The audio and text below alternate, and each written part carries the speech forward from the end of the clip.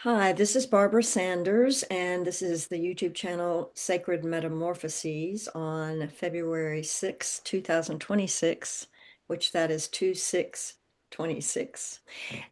Anyway, I'm interviewing or having a guest, Jenna Longmire, today, and I'm so excited to have her here, and I'm going to tell you some about her. I will say that I've got a website called sacred-transformation.com. I've changed my website to many names at different times, so you can probably get there anyway, but it's sacred-transformation.com. And I'm going to give Jenna's information toward the end so you can also see it in the writing at the YouTube thing. So anyway, I'm so excited that Jenna is here. I want to say a few things about her before I tell you some of what she writes about herself. Jenna, I'm going to talk to you directly, actually. You, like Tammy Roth, who we both know as friend and colleague, you're someone that I knew of and about for years and years and years in Nashville, Tennessee.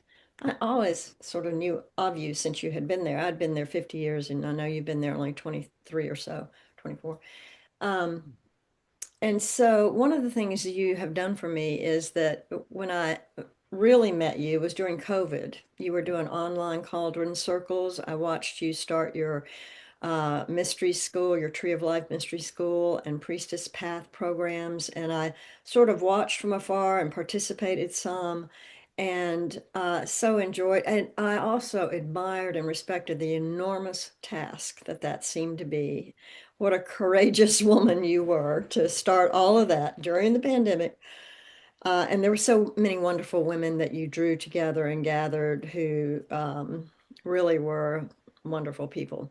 But what you may not know, and I think I might have told you this, is that you were a role model for me too, which I thought was really interesting. When I first saw what you were doing after being a psychotherapist for many years, which I did know about you, I also knew you were a singer-songwriter and had heard you sing beautifully.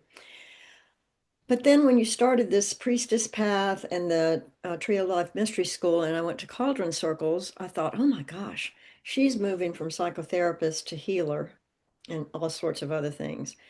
And that intrigued me. It kind of scared me.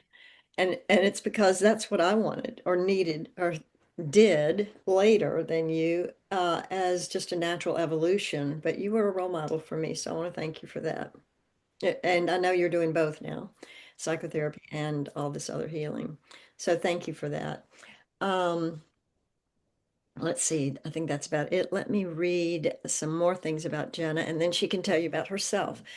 Jenna Longmire is a licensed psychotherapist, singer-songwriter, healer, divine feminine mentor, priestess guide, and founder of the Tree of Life Temple and Mystery School, which is no small undertaking.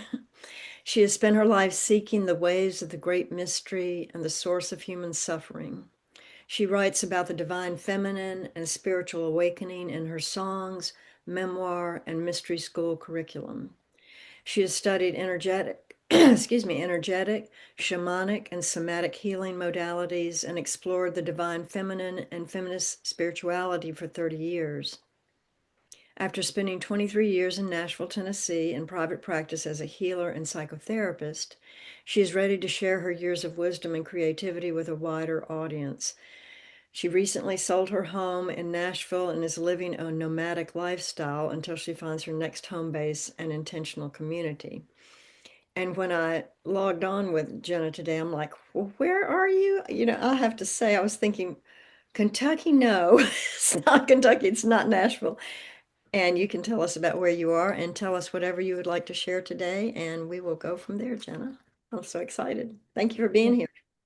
Thank you, Barbara. That was a beautiful introduction, and appreciate that you were very supportive of me when I started this in 2020, and acknowledged what a big what a big undertaking it was and is still. But yes, I am currently in Belize, in Placencia Village, and when I decided to sell my house, that was something that I had been working up to really since 2020, when I think the world changed for all of us. And I realized I wasn't tied to a in-person practice anymore. I gave up my office space during that period of time because I wasn't using it.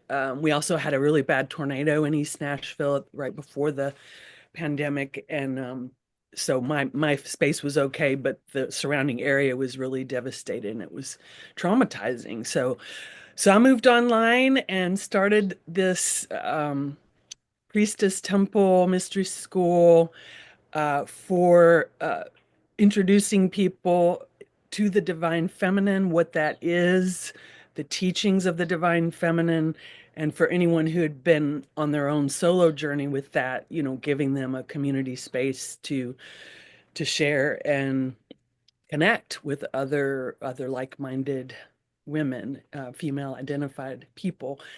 And so I did start that. It was a huge undertaking. I did it for 3 years with a group of women. It was wonderful. I was so inspired, but I found myself kind of in some of that same patriarchal programming that we have in our culture of overworking, overextending, and just trying to do too much and getting ahead of ourselves. And so that's why I took a break from it and really have been spending the last 3 years doing inner work and taking a look at how I wanted that to be different and just deprogramming myself. Um, and part of that is what I'm currently calling my freedom tour, my surrender experiment, which which I've been thinking about for a long time too, and just took me a while to get the courage to do it. It's not easy for anybody watching going, wow, that looks so fun or whatever. And it is, but it's not easy. And it's pushing through a lot of programming and fear around, you know, what the hell am I doing? It's like Can I the, add something to that? yeah.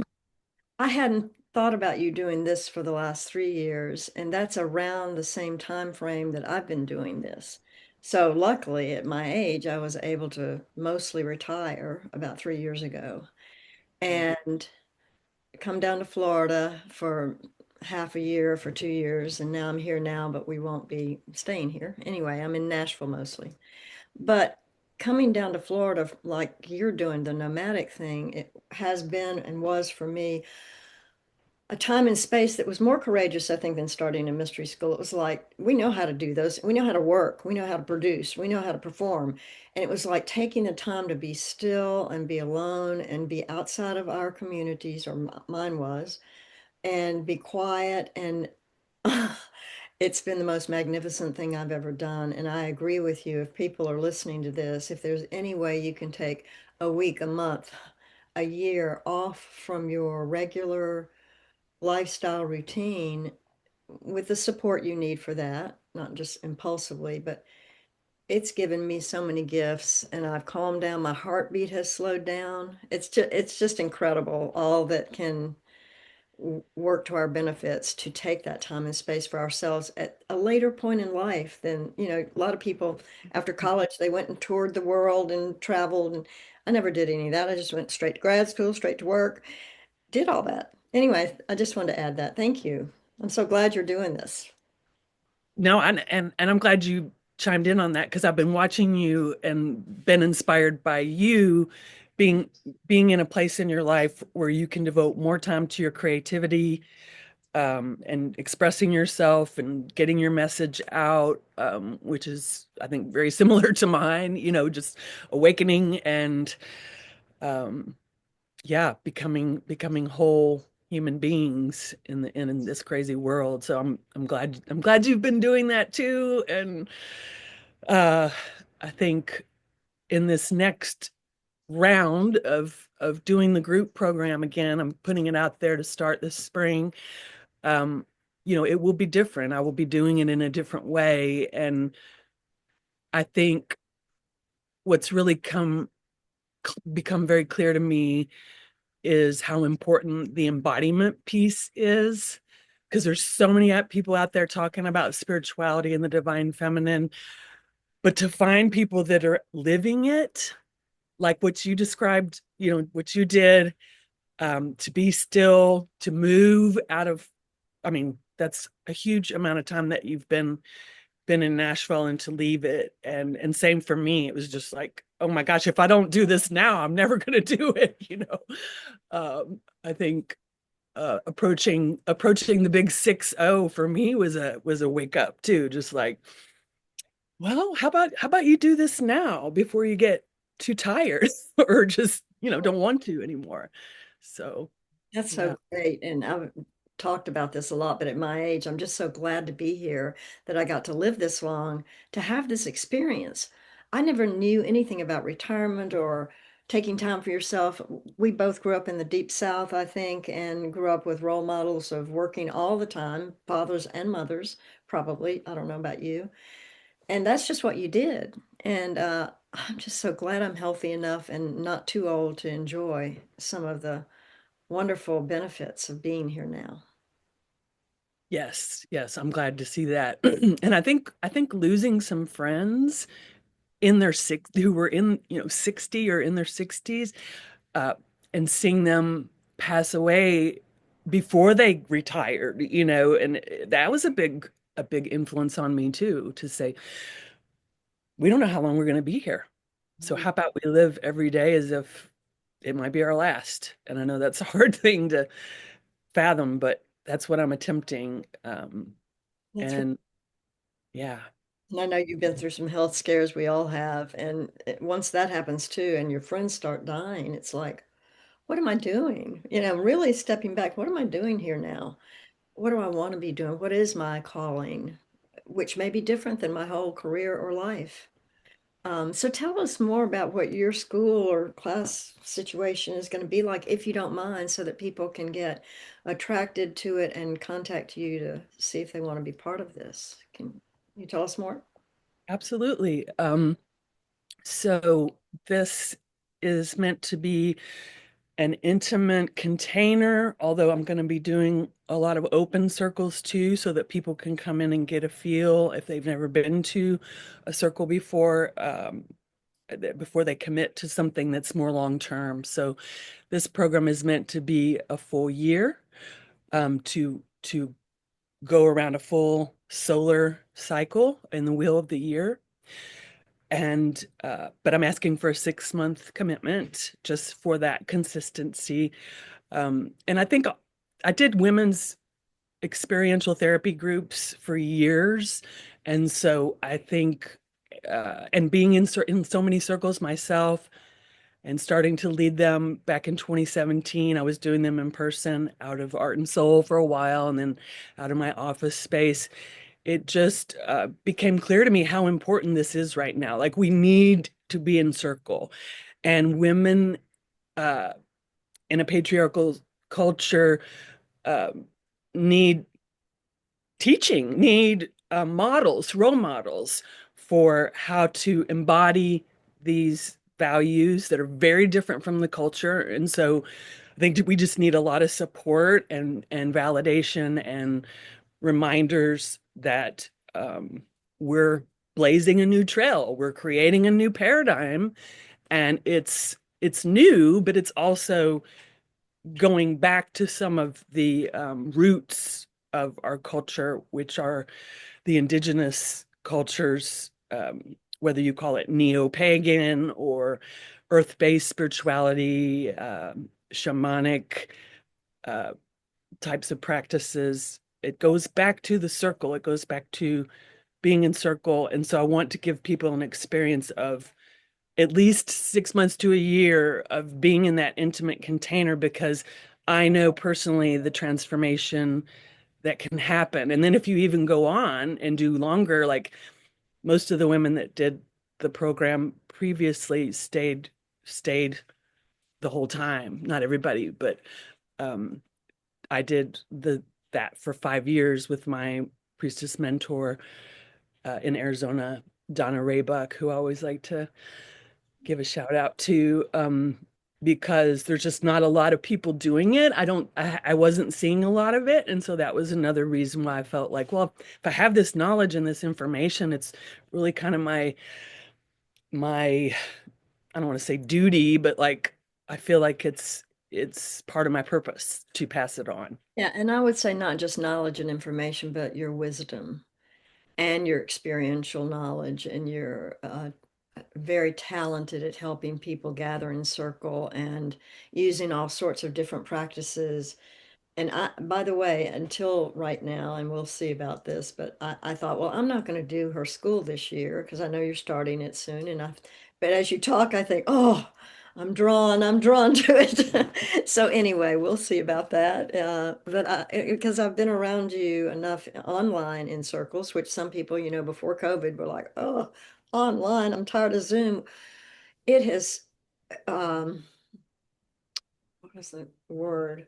The investment in online programs since COVID started has improved my life tremendously. And if I hadn't had that, I wouldn't have had the kind of communities that I've had with people from all over the world and all over the nation who can attend these kinds of things. So I'm meeting and getting to know people that I would never otherwise have met just being in Nashville. So I love the idea. It totally opened things up. It really did. And I miss being in person, and I'm going to do it whenever I can.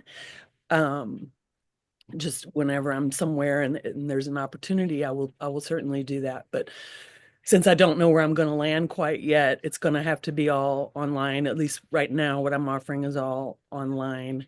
And yeah, I hope you drop in, even if it's for the open community circles. That's what I'm hoping is people will come, and then the people that want to dig in deeper and do more teaching and work with me one-on-one, that they'll get that. And I'm going to make it very affordable for people because I just feel like that's really important right now as well. Yeah. You've started advertising, and I think it seemed really affordable. I don't remember the numbers, but yes, thank you.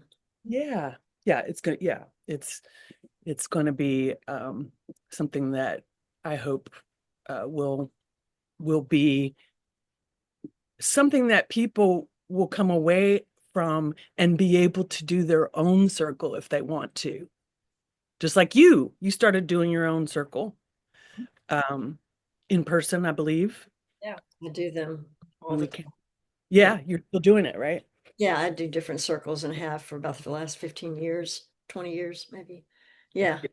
And there's some beauty and intimacy about women's circles online or in person that's just healing, and so supportive. Wow, just great. Do you mind? Let me ask you a question. Sure. Because I don't know you from the past. So I think you were in New Mexico or somewhere, but how did you get into doing this I remember you at the estuary in Yes. Nashville. But before then, how did you get into this kind of um, track, this path? Do you mind speaking to that? Sure. Yeah, I was in Arizona, so close. Um, yes, I was in Tucson, Arizona for about 8 years and met Donna Raybuck, who was doing, she has a center, like she started something, Center for the Sacred Feminine, and I started going to her circles and her retreats, and I did that for 5 years until I moved away. But it was it was quite the education. I mean, here's a woman who really had to kind of study on her own, and most of us that do this, we kind of piece it together, right? So I studied with her.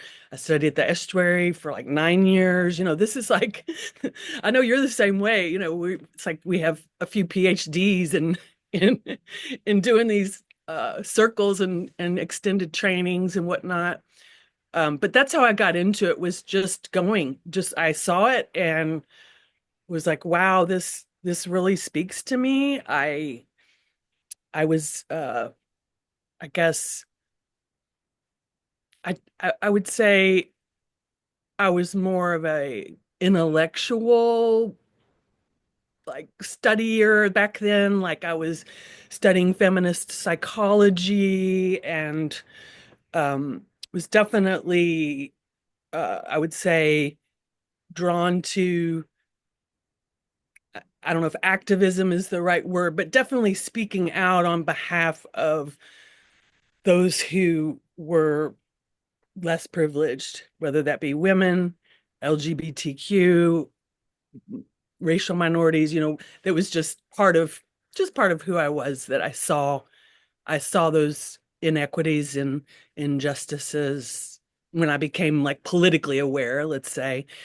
And then it turned into a spiritual thing, and I learned about Starhawk and some of these people that have really started the movement, the Yeah, women's spirituality. combining women, spirituality, and political activism, right? All of those things and more. It's the right place to be, is all I know. That's it. Yeah. Yeah, Thank you yeah. for telling me that. Yeah. What else would you like to share about yourself and your practices and what you do for yourself, maybe as you look around the world at the chaos and the collapsing structures and everything else? Give us some wisdom. Just give it to us. I know experientially would be better, but however you want. I know, but we're talking, and um, I think for me, it's been a journey of reprogramming myself about what power means and recognizing that I've given my power away to other people, to outside sources. And I'm not saying that's always a bad thing. Um, we do that sometimes. That's surrendering sometimes to something outside of ourselves. But on this path of this divine feminine path, it's very opposite of that. It's very much healing from the inside out, instead of, oh, I need to take in all this information and then regurgitate it, which is kind of what our culture teaches us to do. But instead, seeing our power as coming from within ourselves, directly connected to spiritual source, no middleman needed or middle woman needed, right? Just gnosis.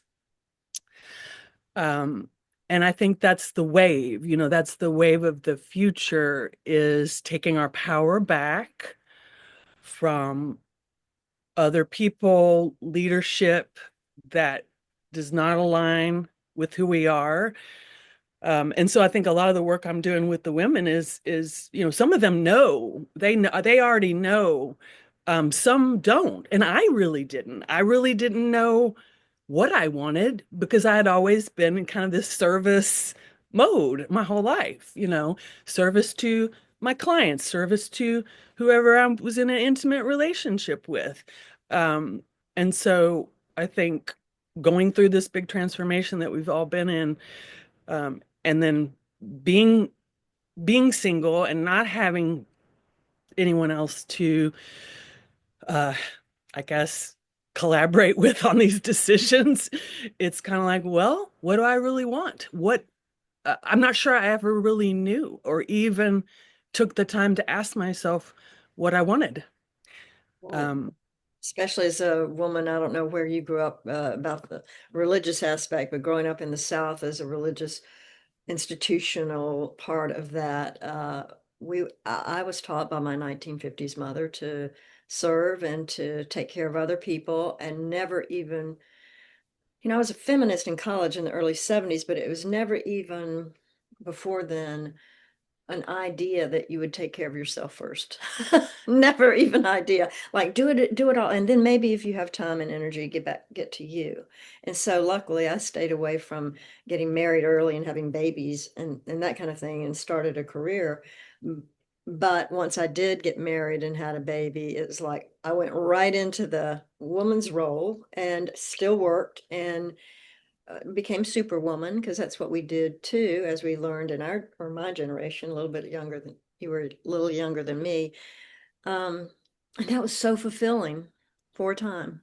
It was so fulfilling. But I've had a lot of clients in my psychotherapy practice who were mothers for so many years from early on, their 20s, 30s, and then in their 40s and 50s, they didn't have any idea they could have a life after that, or they were so involved in wanting their children to have grandchildren for them to have something to focus on.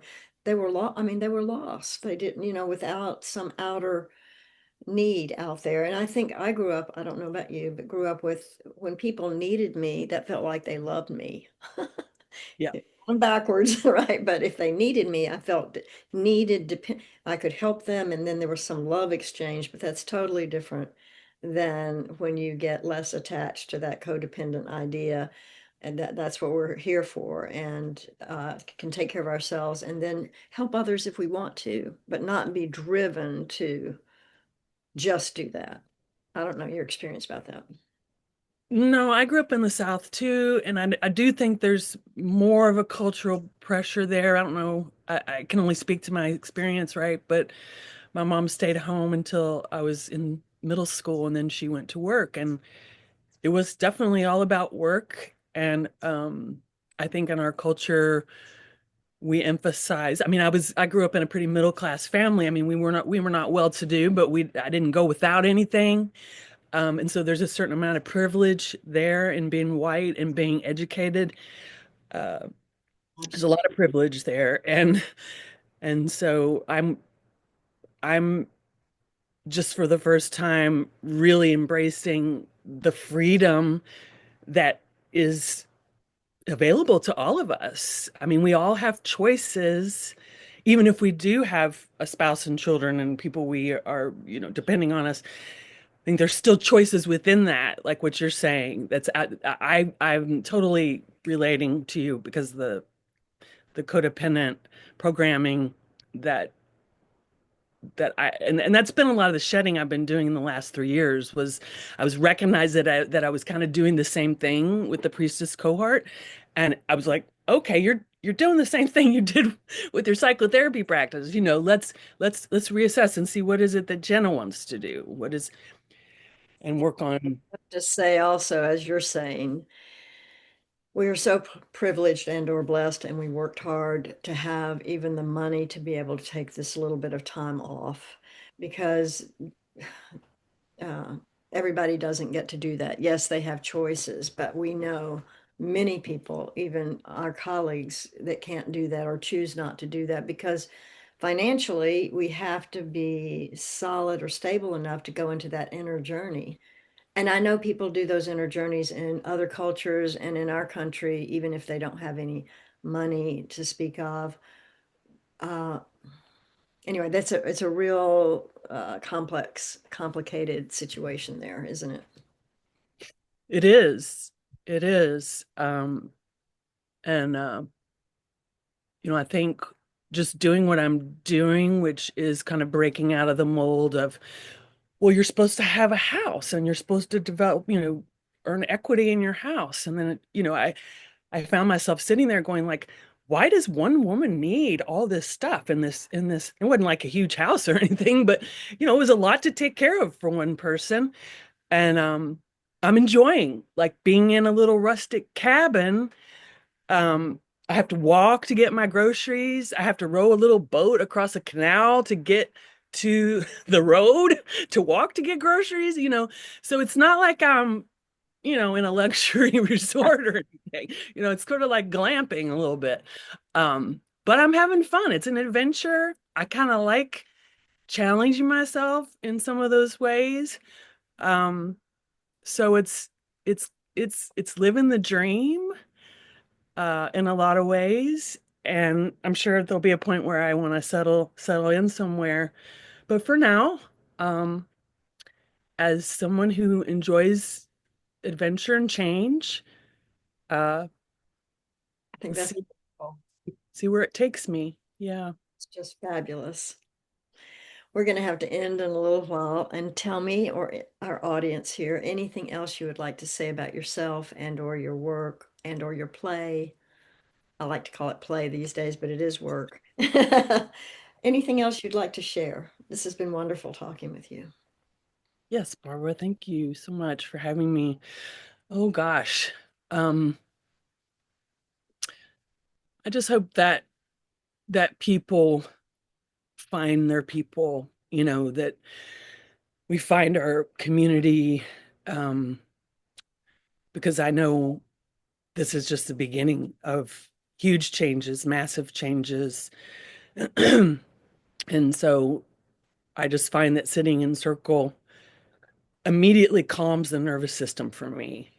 Um, and I think being with people that feel like they can see us and that we see them gives us a sense of belonging and connection. And I don't know about you, but looking back, I see how separate I really have been. Um, just because of the way our jobs are set up as psychotherapists. Like there's this, we're not friends, we can't be friends with our clients. We can't share anything personal or, just I think there's some things that need to change about that, where we just get to be human.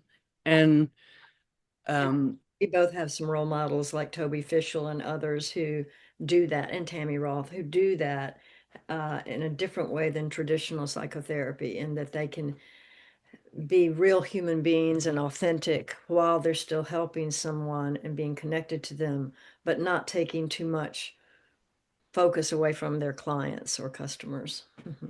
yeah, yeah, I think that's right. And I think you mentioning play, that's something that I have really struggled with as just being so programmed with the work ethic that that I hope that during these really trying times, I know for me, I want to still, write a song and still go frolic in the ocean or whatever it is, that I find fun and playful. Um, Otherwise, I think it's too heavy. Otherwise, it's just too heavy what we're dealing with. And I believe it uplifts the collective when we do that. Um, And so many people would think that, oh no, that's selfish or self-centered. And no, it uplifts you, and your energy uplifts everyone when you do that. I totally agree with that. But that again is not what we were trained to believe, as if that's narcissistic or arrogant or something like that. But it really is true. We can be so much better for others. That's not the goal, but better for others if we're good to ourselves. And again, I didn't learn to take good care of myself very early on, and I'm so glad it's not too late. You yeah, know, so glad. Yeah. right. That's right. Yes. Yes. Well, Well, how can people get in touch with you and talk with you about this mystery school and everything? yes, you can find me uh through my website and my email, which is just Jenna@jennalongmire.com. That's my website, my name, Jennalongmire.com. And yeah, reach out via email. I have a phone number on there too. People don't pick up the phone much anymore and call, but you can call or text. I'm very accessible. Just reach out to me directly if you want to talk, set up a consultation time that's free, and yeah, let's chat about it. I would love that. And even in Belize, you get all the services you need technologically. I have fast Wi-Fi here. Yeah. I mean, it's like maybe not quite as good as the States, but it's pretty good. Yeah. Or That's all I know. Even in Florida, it'll go out every now and then. Yeah. Yeah. Thank you so much, Jenna. I'm so glad to get to know you even better. And I'll be in touch with you. Um, Sounds perfect. I yeah. look forward to So it. thank you. And reach out to Jenna. She's very accessible and personable. And we will say goodbye for today and maybe do this again one day. Okay. Okay. Thanks, Thank you. Barbara. Okay. Bye bye. Take care, Bye. You everyone. too.